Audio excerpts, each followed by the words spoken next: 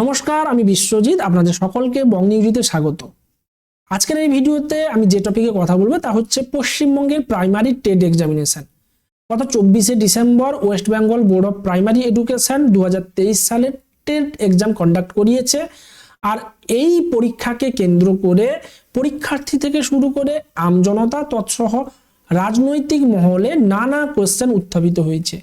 এই কোশ্চেনগুলির মধ্য থেকে ভাইটাল 4টি কোশ্চেন আমি বেছে নিয়েছি, যার উত্তর আজকের এই ভিডিওতে আপনাদের দেব। 1 নম্বর কোশ্চেন, এই পরীক্ষা কতটা স্বচ্ছ। 2 নম্বর কোশ্চেন হচ্ছে, টেট পাস মানেই কি চাকরি, অর্থাৎ সরকার যে টেট এক্সাম কন্ডাক্ট করাচ্ছে এর মূলে কি রিক্রুটমেন্ট দিতেই হবে প্রত্যেক বছর। 3 নম্বর কোশ্চেন হচ্ছে, নিয়োগের ব্যাপারে সরকারের কতটা সদিচ্ছা রয়েছে। 4 নম্বর কোশ্চেন রয়েছে, এই টেট এক্সামটা কি শুধুমাত্র রাজস্ব আদায়ের মাধ্যম হিসাবে দেখছে সরকার। তো চলুন একে একে এই 4টা কোশ্চেনের উত্তর আমরা খুঁজে নিই। 1 নম্বর কোশ্চেন, এই পরীক্ষা কতটা স্বচ্ছ। এই উত্তরে আমি অবশ্যই বলবো এই এক্সামটা সম্পূর্ণরূপে স্বচ্ছ ছিল না।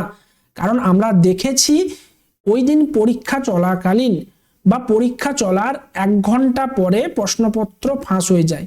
পরীক্ষার প্রশ্নপত্র সোশ্যাল মিডিয়ার বিভিন্ন গ্রুপে ঘোরাফেরা করতে থাকে, যা মেইনস্ট্রিম মিডিয়াও তাদের নিউজ ফিডে দেখিয়েছে এবং তারা বিভিন্ন জায়গা থেকে রিপোর্ট কালেক্ট করেছে এবং সেই রিপোর্টগুলো জনসমক্ষে তুলে ধরেছে।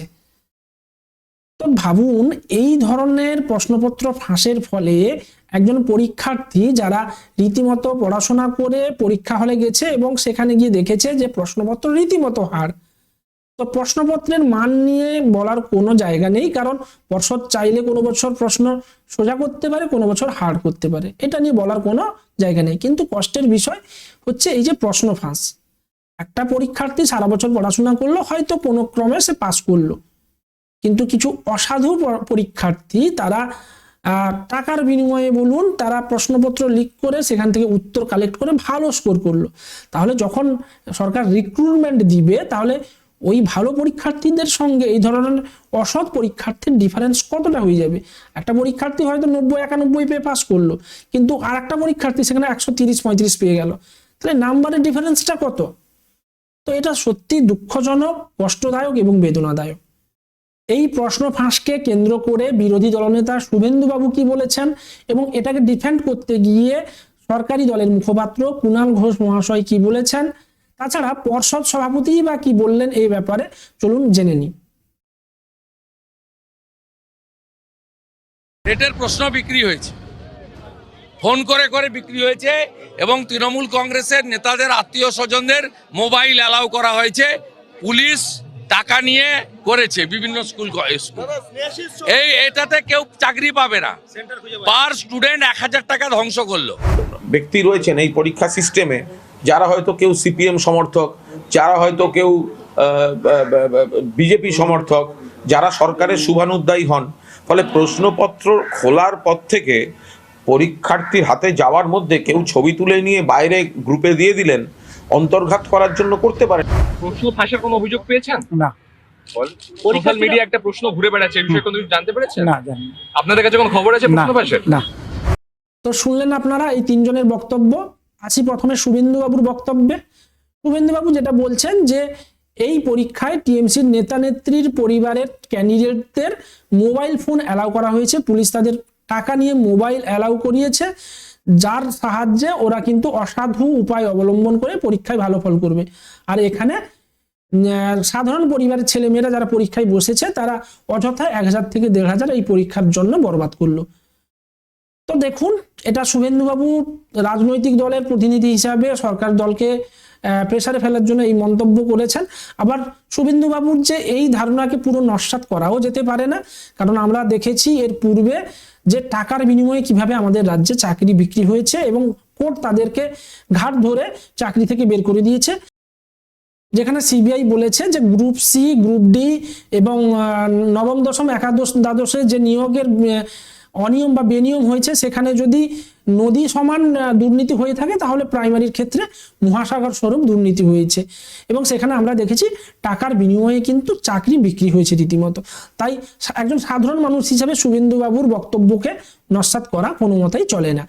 এরপরে আসি কুণাল বাবুর কথায়। কুণাল বাবু রীতিমতো ডিফেন্ড করেছেন। তিনি যে বক্তব্যটা দিয়েছেন যে এই পরীক্ষা সিস্টেমে যারা ছিলেন তারা তো সবাই আর সরকারি দলের হয়ে কাজ করবেন না, কিছু জন আছে বিরোধী দলের হয়ে কাজ করেন, তারা প্রশ্নপত্র ফাঁস করেছেন। তো একজন ক্যান্ডিডেট হিসাবে যারা পরীক্ষা দিয়েছে তাদের কাছ থেকে যেটা শোনা এবং যেটা বোঝা, সেটা হচ্ছে যে চিফ এক্সামিনার রয়েছে সেখান থেকে প্রশ্নপত্র নিয়ে এক্সামিনার পরীক্ষার হলে আসছেন এবং প্রত্যেক ক্যান্ডিডেটকে তারা প্রশ্নপত্র দিচ্ছেন, এবং যে ক্যান্ডিডেট অ্যাবসেন্ট রয়েছেন তার বসার জায়গায় কিন্তু কোশ্চেনটা রাখা হচ্ছে। তারপর নির্দিষ্ট সময়ে যখন সবাই প্রশ্নপত্র খুললো, তারপরে কিন্তু ওই কোশ্চেনগুলো, মানে যারা অ্যাবসেন্ট আছে তাদের কোশ্চেনগুলো তুলে নিয়ে টেবিলে রাখা হয়েছে। তারপরে হয়তো 1 ঘন্টা কি 2 ঘন্টা পরে হয়তো কোশ্চেনগুলো মেন এক্সামিনারের কাছে গেছে, বা অনেক সময় হয়তো পরীক্ষা একদম লাস্টেও নিয়ে গেছেন, এরকমটাও দেখা গেছে। তাহলে কুণাল বাবু যে বক্তব্য করছেন ওইখানে হয়নি, পরবর্তী সময়ে কিন্তু কোশ্চেনটা লিক হয়েছে। তো যাই হোক, যারা এই জিনিসটা করেছে এটা একেবারেই কাম্য নয়, এটা হওয়া উচিত নয়। আমি বলবো যে সরকার এটা নিয়ে দায় এড়াতে পারেন না, কারণ সরকারেরই এটা দায়বদ্ধতা রয়েছে পরীক্ষাকে স্বচ্ছ করা। তো এরপরে আসি গৌতম বাবুর মন্তব্য। গৌতম বাবুর মন্তব্যটা আমার সব থেকে হাস্যকর লেগেছে, কারণ তিনি বলছেন যে তিনি কোনো প্রকারের কোনো অভিযোগ পাননি। হ্যাঁ, অভিযোগ না পেতে পারেন, কিন্তু তিনি শুনেননি এমনটা নয়। হয়তো তিনি এই দৃষ্টিকোণ থেকে কথাটা বলেছেন যে আমি তো যেহেতু অভিযোগ পাইনি, অ্যাজ এ বোর্ডের চিফ হিসেবে আমি তো অভিযোগ পাইনি, তাই অবশ্যই আমার অভিযোগ আসে না, তাই এটা আমি মিডিয়াকে বললাম, এটা হতে পারে। এবার আসি 2 নম্বর কোয়েশ্চেনে। 2 নম্বর কোয়েশ্চেন যেটা হচ্ছে যে টেট পাস মানেই কি চাকরি, বা প্রত্যেক বছর সরকার যদি টেট এক্সাম কন্ডাক্ট করায় তার মূলে কি প্রত্যেক বছরই টিচার রিক্রুটমেন্ট করাতে হবে, মানে রিক্রুটমেন্ট নোটিফিকেশন দিতে হবে? এনসিটির গাইডলাইন এ নিয়ে কি বলছে দেখুন। এনসিটির গাইডলাইনে টিচার রিক্রুটমেন্ট নিয়ে কিন্তু কোনো কিছু উল্লেখ নেই। সেখানে যেটা উল্লেখ রয়েছে একটা টিচারের যোগ্যতা মান কি হওয়া উচিত সেই সম্পর্কে। দেখুন, এনসিটির ফুল ফর্ম হচ্ছে national council for teacher education. তার মানে পরিষ্কার করে বলা রয়েছে যে টিচারের শিক্ষাগত যোগ্যতা কি হওয়া উচিত। একটা সরকারি স্কুল বা বেসরকারি স্কুলে পড়াতে গেলে একজন টিচারের অবশ্যই টেট পাস হতেই হবে। তো এই নিয়েই তাদের বলা, এবং সেখানে বলা রয়েছে যে প্রত্যেক বছর কিন্তু টেট এক্সামটা করাতে হবে। রিক্রুটমেন্ট নিয়ে কোনো প্রকারের কোনো কিছু পুরো কিন্তু এনসিটির যে গাইডলাইনটা তাতে নেই। আপনারা চাইলে ওই গাইডলাইনটা এনসিটির অফিসিয়াল ওয়েবসাইটে পেয়ে যাবেন, অথবা যদি আপনারা না পান তাহলে অবশ্যই কমেন্ট বক্সে কমেন্ট করবেন, আমি কমেন্ট বক্সে ওইটা পিন করে দিব, ওই ফাইলটা আপনারা দেখে নিতে পারবেন। ঠিক আছে, এবার আসা যাক 3 নম্বর কোশ্চেনে। 3 নম্বর কোশ্চেনটা ছিল যে নিয়োগের ব্যাপারে সরকার কতটা সদিচ্ছা প্রকাশ করছে।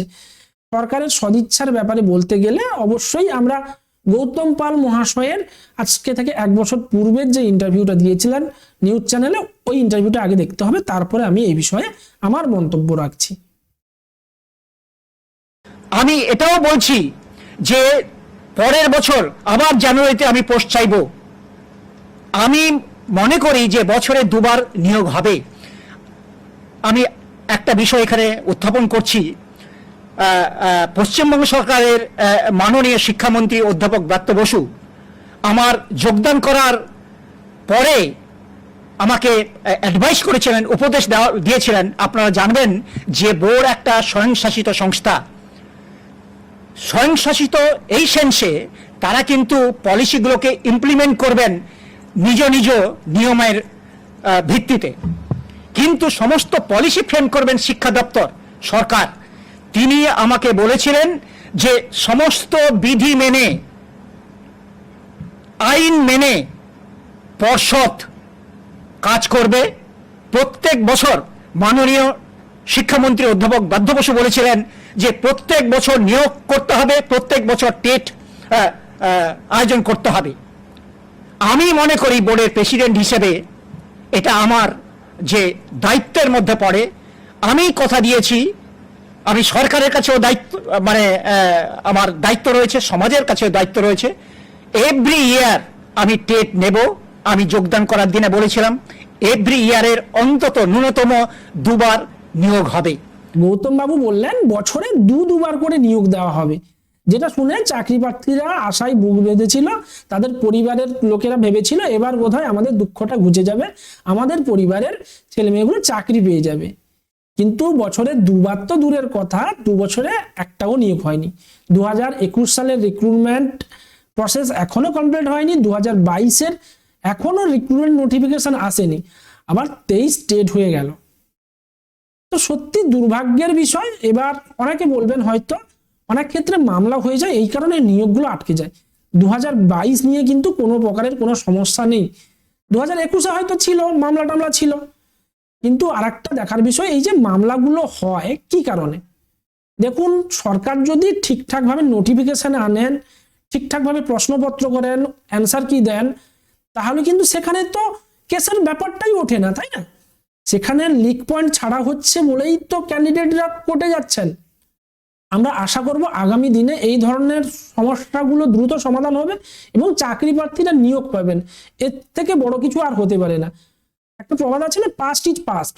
অতীতে কি করেছেন, কি হয়েছে আমরা সবই ভুলে যাব, যদি আগামী দিনে ঠিকঠাক করে রিক্রুটমেন্ট হয়, বেকার ছেলেমেয়েরা চাকরি পায়। এবার আসা যাক শেষ কোশ্চেনে। শেষ কোশ্চেনটা ছিল যে সরকার কি আয়ের উৎস হিসাবে টেট এক্সাম কন্ডাক্ট করাচ্ছে? যে কোনো সাধারণ নাগরিকই বলবে অবশ্যই এটা আয়ের উৎস হিসাবে দেখছে সরকার। তা না হলে 2022 সালের টেট এক্সামের ফর্ম ফিল আপের দাম ছিল মাত্র 150 টাকা, যেটা 2023-এ হয়ে গেছে 500 টাকা, প্রায় 3 গুণেরও বেশি। তো সরকার যদি নিয়োগই না করবে তাহলে এই রিক্রুটমেন্ট করিয়ে লাভ কি? অন্যান্য রাজ্যগুলোতে যদি আমরা তাকাই তাহলে দেখবো তাদের জনগণ রিক্রুটমেন্ট করছে না, তেমনি টেটও নিচ্ছে না। যখন টেট নিচ্ছে তার মূলে কিন্তু রিক্রুটমেন্ট দিচ্ছে, তারপরে আবার টেট নিচ্ছে। কিন্তু আমাদের রাজ্যে গৌতম বাবু স্থির করেছেন, যেহেতু এনসিটি বলেছে প্রত্যেক বছর টেট নিতে, আমরাও প্রত্যেক বছর টেট নিব। কিন্তু সেখানে তো চাকরির কথা বলেনি যে চাকরি দিতে হবে, তাই আমরা চাকরি দিব না। এইরকম মনোভাবটা কেন হবে? একটা সাধারণ নাগরিক বা সাধারণ ক্যান্ডিডেটের কথাও তো ভাবতে হবে। দেখুন, এই যে পরীক্ষাটা হলো, এখানে অনেক ক্যান্ডিডেট ছিল যারা গতবারে পাস করেছে হয়তো কম নাম্বার নিয়ে, তারা এবার হয়তো বসেছিল পরীক্ষা যে বেশি নাম্বার পাবে, নাম্বারটা বাড়িয়ে রাখবে। কারণ বলা যায় না সরকার কখনো আবার নিয়ম চেঞ্জ করে দিবে। এখন যে টেটের ওয়েটেজ মাত্র 5, সেটা বাড়িয়ে দিতে পারে। কিন্তু দুর্ভাগ্যের বিষয় নিয়োগ তো হচ্ছে না, তাহলে নাম্বার বাড়িয়েই বা কি হবে? বন্ধুরা, আপনাদের মতামত কি অবশ্যই কমেন্ট বক্সে কমেন্ট করবেন। ভিডিও ভালো লাগলে লাইক শেয়ার করবেন এবং চ্যানেলে নতুন হলে চ্যানেলটাকে সাবস্ক্রাইব করতে ভুলবেন না। আর আপনি যদি ফেসবুক পেজে দেখে থাকেন অবশ্যই পেজটাকে ফলো করে দিবেন।